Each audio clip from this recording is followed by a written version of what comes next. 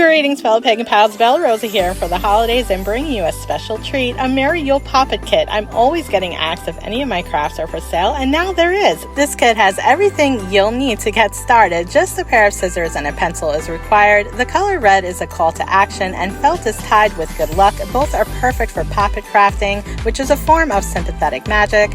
I have white cotton yarn for spirituality and a red button to connect your desire and will to your poppet. When I thread my needle, I'm just leaving one end to dangle and double knot the other side. To tie off, I make a loop in the back and feed the needle through it. Once you finish the facial features, you can sew any symbols or sigil to the heart shape. I chose the Uru's rune for strength, tenacity, and courage. And as I sew my way around the heart, I'm pausing to place my crystal quartz for manifestation into the little pocket. Once the heart is done, sew around the poppet, keeping in mind the meaning of the symbol you chose and envisioning the poppet aligning with your will. Before closing, pause to place your filling, using your scissors to help with stuffing, and finish with calendula to boost your spell. DM me to purchase.